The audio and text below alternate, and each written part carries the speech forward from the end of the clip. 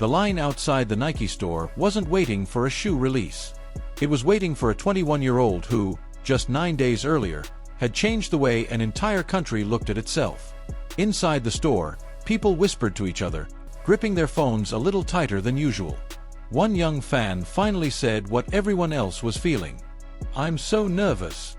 Hours later, only a few kilometers away, another room would fall silent for the exact same reason.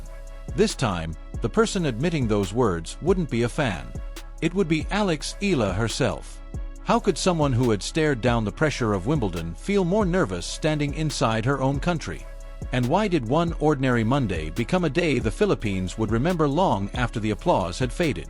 The answer began 9 days earlier on the grass of Center Court. July 4th, 2026. The expectations belonged to someone else. The spotlight belonged to someone else.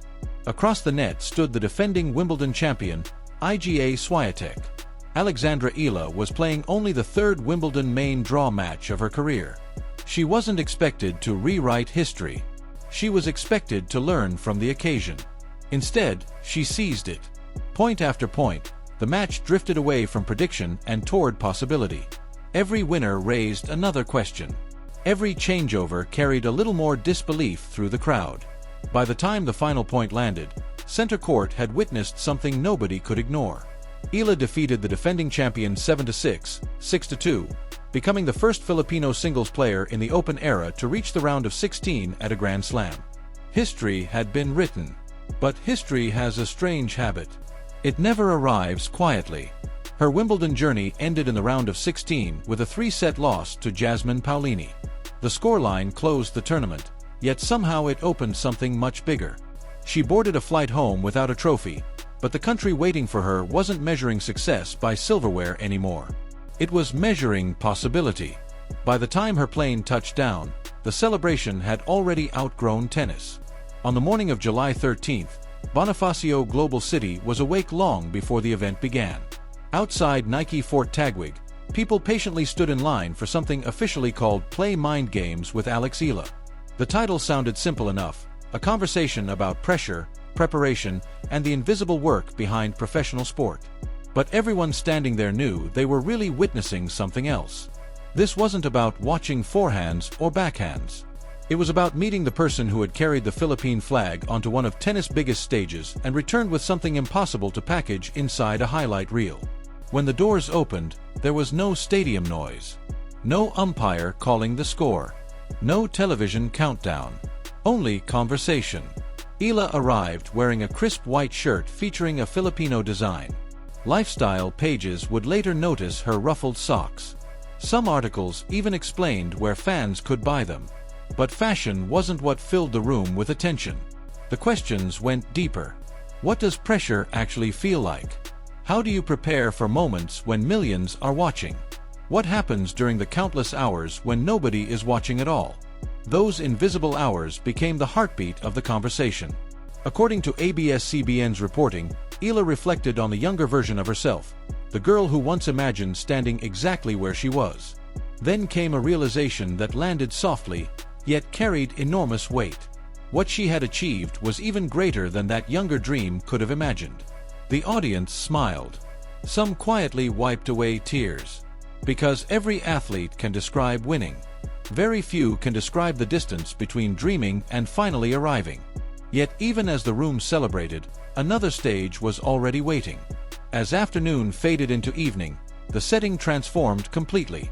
Sneaker displays gave way to polished halls. Fans gave way to government officials. Casual conversation became national ceremony. Inside Malacañang Palace, President Ferdinand R. Marcos Jr. welcomed Alexandra Eala for an official homecoming reception. That same day, the WTA rankings listed her at a career-high world number 28. The numbers mattered.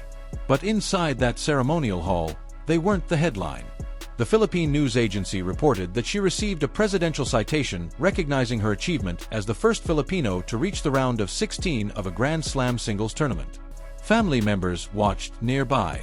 Dinner had been prepared. Then the president stood to speak. He began with words that immediately changed the tone of the evening. Whenever we have these programs here, I always begin by saying it is my pleasure to receive you. And when I say that tonight, it's not polite. I really am so happy to have you here. It sounded less like protocol and more like gratitude. Then came the sentence that quietly shifted Alex Eala from an athlete into something far larger. Alex, you have brought such pride to the Philippines, to the Filipinos, not only because of your success, but also because of the grace with which you handle that success. You show the greatest, best qualities of Filipinos. Notice what wasn't celebrated. Not the score against Swiatek. Not the ranking beside her name. Not even Wimbledon itself. The highest office in the country chose to honor the way she carried success instead of the success alone. That distinction changed everything. Winning matches can inspire people. Character can unite them. In that moment, the burden surrounding Eala quietly became heavier. Rankings rise and fall. Trophies gather dust. But once an entire nation begins seeing part of itself reflected in one athlete, every future match carries more than personal ambition. She was no longer returning home simply as a tennis player. She was returning as a symbol. And then the evening reached the moment no script could have predicted. When Alex Eala finally rose to speak, the room expected confidence. Instead, they witnessed honesty. She looked across the ceremonial hall for a brief moment, gathering herself before saying something that instantly changed the atmosphere. I have to confess, I normally do not get very nervous when I have to talk, but today is the exception. I am pretty nervous. The room smiled. Not because it was unexpected, but because it was unmistakably real. Only 9 days earlier, she had walked onto center court at Wimbledon and defeated the defending champion in front of a worldwide audience without letting the pressure show. Yet standing before the president of the Philippines felt heavier. That contrast revealed something television cameras rarely capture. The loudest pressure isn't always inside a stadium. Sometimes it lives in a room filled with people who watched you grow. Sometimes it comes from knowing that every face looking back at you isn't waiting for another victory.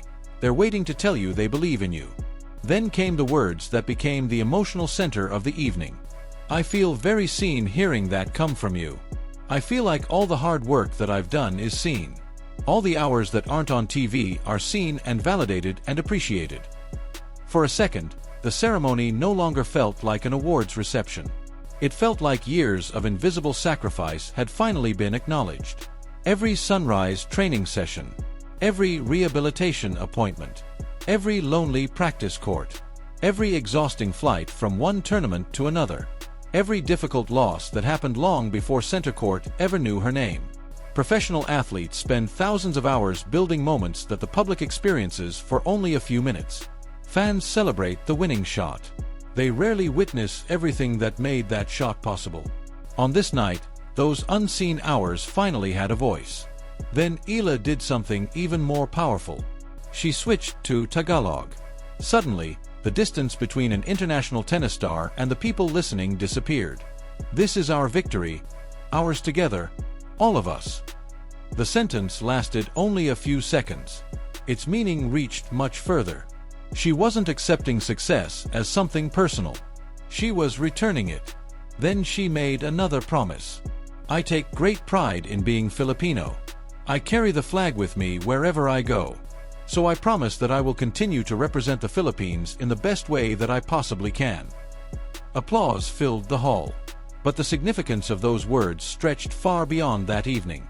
Because this reception wasn't celebrating a championship. It was celebrating a breakthrough. There is a difference. Championships belong to seasons. Breakthroughs change expectations. And the rest of the tennis world had already begun changing theirs. Long before the palace reception, international headlines had made their decision. The morning after her Wimbledon victory, ESPN led its tennis coverage with the story of Eala dethroning the defending champion. Sky Sports described the result as a huge shock.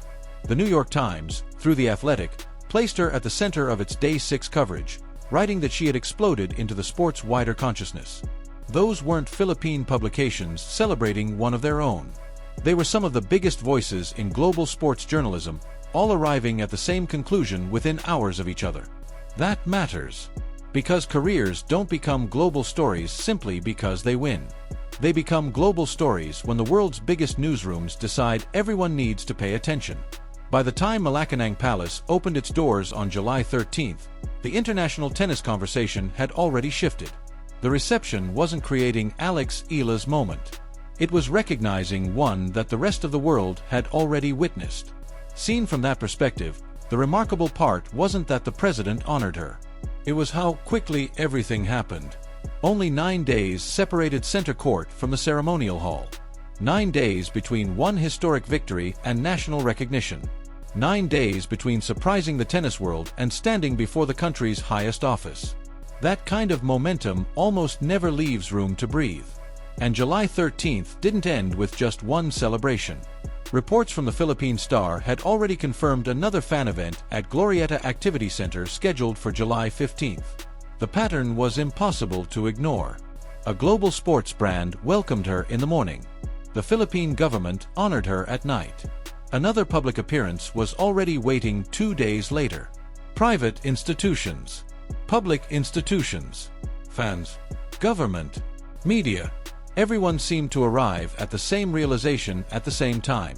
Alex Eala's career wasn't following the calendar anymore. The calendar was struggling to keep up with her.